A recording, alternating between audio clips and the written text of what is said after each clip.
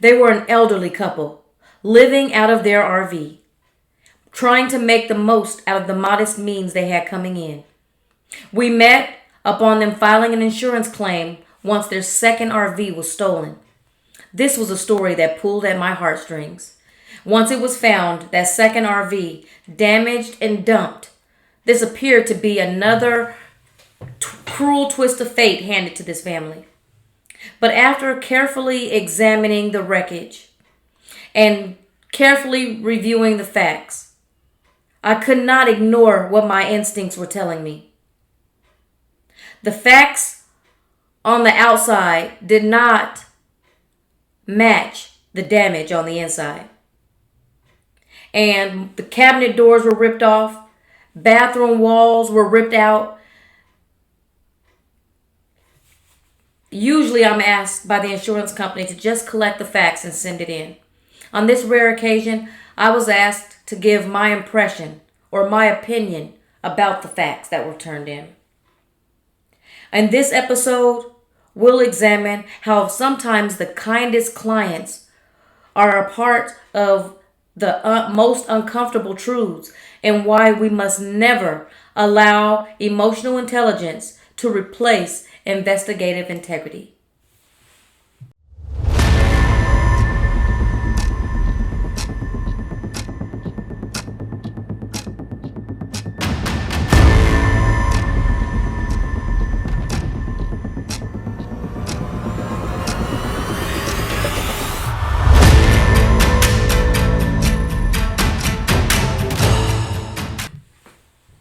Hello, and thank you for coming back for another episode of Top Priority Chronicles. This episode is titled When Kindness Clouds the Case, Uncovering Truth in a Stolen RV Claim. Now, this case is about a one I had when I worked for an insurance company, and the role I had was SIU, and that SIU stands for Special Investigations Unit. And the insurance company usually sends us out when they suspect fraud on a claim. So this elderly couple that I met, and I came into contact with them because they had an RV that had been stolen. They were an elderly couple living out of an RV. They happened to have a second one, and it was stolen. And that's how they made a claim on it, and then that's how we met. We came into contact over the phone initially. I contacted the husband and basically let him know that I needed to come out to their residence to collect recorded statements from himself and his wife. And initially, he was a little bit resistant because he was wondering why his wife needed to be interviewed. She had nothing to do with it. And I let him know that she was a claimant on the insurance claim. She was also an owner to the RV, so it was imperative that we also collect her statement. She has a stake in the claim, so it's imperative that we get information from her as well. So it was, he was cooperative. He gave me the okay over the phone to come out and visit their home, which was about an hour drive for me. So it was important. I like when it's a long distance case, I like to make sure I call ahead and arrange things the best that I can, so you don't take that long trip and get turned away. So the RV was initially stolen, and then it was found by police, and the police contacted the owner and let him know that it had been recovered. It had been found, and it was damaged, but it had been recovered. And they had the gentleman go out and retrieve the RV. So by the time I made it to visit him, he had already picked up the RV, and he had had it at his residence. So I was able to kind of kill two birds with one stone by going out for the recorded statements. I was also able to take photos and review the stolen RV and the damage to send pictures back to the insurance company. So meeting when I got there and I met the wife, she was just a kind heart and just a sweet older lady. And as I collected her recorded statement, we seemed to just bond over our shared faith. And so she was just really open about her faith. Matter of fact, I want to say she offered to pray for me, and it was just she was just a sweet soul. So she was very kind, very welcoming. You know, even offered me, I think it was tea or coffee while we collected the recorded statement. And then when I met with the husband, I collected his recorded statement. Um, he was he was forthcoming. He gave the information that was needed, but he was a little bit more guarded. Seemed like a nice guy, but still a little guarded and just a little nervous. Just a little.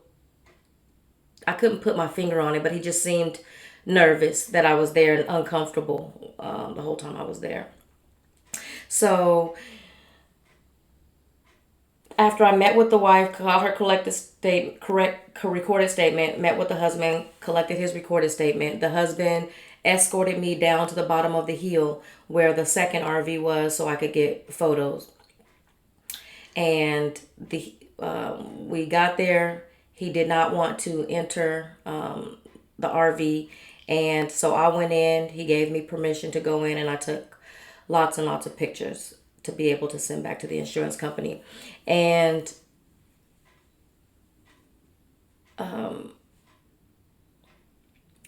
for me, I like to make sure that the pictures tell the story for themselves, and I don't have to necessarily narrate what is in the photo for whoever gets the photo to understand what is being documented. So I just took, close-ups and further away pictures to be able to document all of the damage that was in the RV, which was a lot of damage. So the insurance company usually asks me to go and collect the facts, collect the information, get the recorded statement, take the pictures, and send it back to the insurance company. And that's usually the gist of what I'm asked to do. In this rare occasion, I was asked for my impression of the evidence. So they asked me my opinion of what I thought after meeting the couple and going to see the damage. That was new for me, and it really took, I wasn't able to respond right away. I wanted to sit with that ask to make sure that I wasn't just giving a knee-jerk response. I wanted to make sure I thought about it, and I rolled it over in my mind, and I went back over the evidence in my mind to make sure the answer I gave reflected my experience and not necessarily how nice the wife was or how hesitant the husband and defensive the husband was, but I wanted to kind of take all of my experiences and balance them together before giving my impression to the insurance company. So the challenge I was having was more of an internal conflict than it was have anything to do with the clients that I was serving. The couple was really nice, and I saw that they were possibly experiencing financial hardship, and so my heart went out to them. And so there lie my dilemma that I was experiencing. It wasn't necessarily anything that the client had done wrong to me anyways. It was just the information that was surfacing on the inside. I was having a trouble with presenting the truth because I had identified the couple as very nice, and the information I needed to present to the insurance company was my expert opinion on what I had seen. And really what I had seen was that this didn't appear to be a straight out claim based on theft. This really appeared more to be a setup where it appeared that maybe the owners were trying to get rid of that second RV, and not necessarily that someone has stole it. So let me just walk you through the facts that were overwhelmingly pushing me toward believing the opinion I had. When I first called the gentleman to set up the appointment, and I let him know that I would have to come out and do a recorded statement with him and his wife, he was really hesitant, resistant, defensive even, and he stated that he was feeling interrogated over the phone. And this was even before we had even started asking questions about the claim. So that was a red flag for me.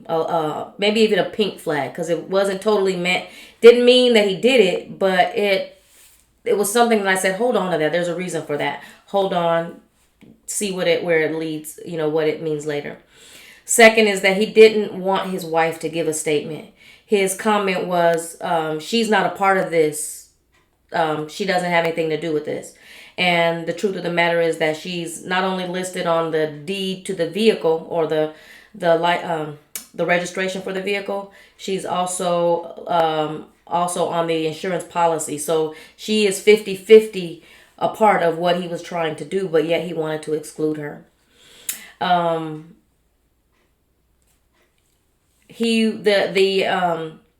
insurance company initially sent me out because the only facts they had is that the incident had happened at one time, and then there was a lag, or a big gap in time between the time the person reported the claim and when it happened.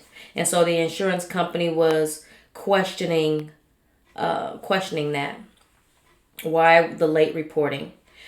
Next is the excessive damage. So when I went in and I took photos of the vehicle, it looked like someone had taken a sledgehammer and went through and was making sure that the things were broken on the inside, that they could not be repaired. So there was a sledgehammer through the bathroom wall, inside the shower. There was a sledgehammer hole all the way through the table in the kind of kitchen dining area. The glass on the stove, or maybe even was the microwave, had been broken. It was just excessive damage, and it was to the point where it could not be repaired, and I think that was intentional. Next, there was a history of financial problems. In the recorded statement, we asked the family about their finances. We asked about their bills, and it looks, as we were asking, the couple was paying. They had the two RVs, and they were paying on both RVs. And the one that was broken down, the one that was stolen, had been broken down for a little while, and they were making a payment of over $500 a month. So I imagine that's a lot of money to be spending out and not being able to make use of something. So, again, that was a note to self. And the interesting part is that we found out about the financial problems through them, but they didn't tell us about the broken down RV. We didn't know until I knocked on a couple neighbors' doors, and one of the neighbors asked, when I was asking them about the theft, to find out there was any video footage in the neighborhood that could have caught someone stealing the vehicle. And one of the neighbors replied, was it the good RV or the bad RV? And so I'm like, oh, question, what does that mean? What do you mean the good one or bad one? The one that's running or the one that's broken down? And so that gave us information that we didn't have before. One of the RVs were broken down. When I read the police report, I called the police to follow up on the retrieval of the vehicle and asked if there was anything that stood out about it. The police officer said that the gentleman seemed like he did not want to go pick up the vehicle, like he didn't want it back. And so that also stood out to me. The gentleman, when he drove me down to the vehicle, he refused to go inside of it. He said there was a strong stench of marijuana inside of the vehicle. And I believe it was a strong smell of marijuana. I don't believe it was anything dangerous inside. And so him refusing to go inside kind of stood out to me. I don't know what it meant. It wasn't good or bad. It just was another like pink flag. And lastly, I believe the neighbor who referred to the good or bad RV also said that that RV had not run in a long time. So if that were the case, they were paying over $500 for something that they were not being able to use and had been out of use for a long time. And so it's, to me, that's not, if your means of living are limited and you're having to spend it out on something that you don't get use of, you might want to find another way to either take that cost off of your hands or out of your monthly budget, or to be able to maybe retrieve money back from that asset.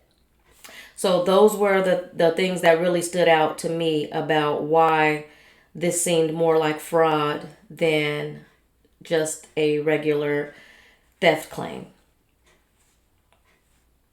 And so I had to be able to check my own emotional bias and really allow my critical thinking to take over here, because I am a feelings kind of person.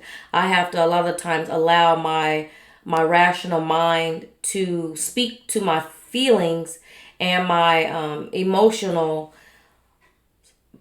self, to put it in perspective and to make sure that I'm not using emotions to make a decision when I really need to be using my critical thinking. And it just to be honest, I didn't have a really good feeling about being suspicious of this couple. So it really weighed heavily on me. It wasn't a big case, and it wasn't something that was terribly bad or wrong, but it stood out enough to like pull on my heartstrings. They stayed on my mind for a while, and it really gave me, I felt two ways about reporting that information. Just a lot of ambivalence about making that final report. So in closing, I like to just remind folks, because I think this isn't just for PI work. I think this can be, as a matter of fact, any kind of work I've had in the past in social services, you're always driven by, when you know someone's story, it kind of influences you in one way or the other. And that was the same here. But as a private investigator, we cannot rely on likability or sympathy to be able to issue the facts and the truth on a case. We have to really use our critical thinking and use the facts, and sometimes our opinion of the facts, to give our final input and to get, issue accurate findings on our case. So the outcome of the case, I don't know how it turned out. I never really know how my insurance cases turned out. They weren't like criminal defense where there's a public record that tells you how the case turned out. This case was really just me going on intuition, making the report, and then in the insurance world, you have to relinquish your case and just trust the outcome to the higher ups and the people that handle that. So I can't give you an outcome on how it turned out, but I can just tell you that when you have stories, or you have to make maybe reports that may seem negative to you on people that you think are good people or people that are struggling, just know that the truth will set you free. The truth will set you free. It may not always feel comfortable. It's not always lovey-dovey, but the truth allows a lie to be dismissed, and it allows the truth to come out, and whatever consequences need to be had sooner than later. So I just want you all to know that it's not just for the work of investigators. This is any kind of work you're doing in life, and also parenting. That truth isn't going to always be comfortable, but you have to always be willing to tell it and maybe even talk through the outcome so the people on the other end of the truth you have to report are aware of the report you're going to give before you give it. So that way it's not a surprise. So I appreciate you all listening again today. If you have any input, if you like to share a story, if you like to maybe give me some feedback on today's episode, feel free to DM me, leave feedback on my website at toppriorityinvestigations.com, or shoot me an email at jamiet@toppriorityinvestigations.com. I'm always willing and open to listening for new episode ideas or folks who'd like to tell their story. It's been a pleasure spending time with you. I hope you subscribe if you're listening on YouTube and get a notification next time the next episode comes out. So until we see each other again, I appreciate you listening. Bye.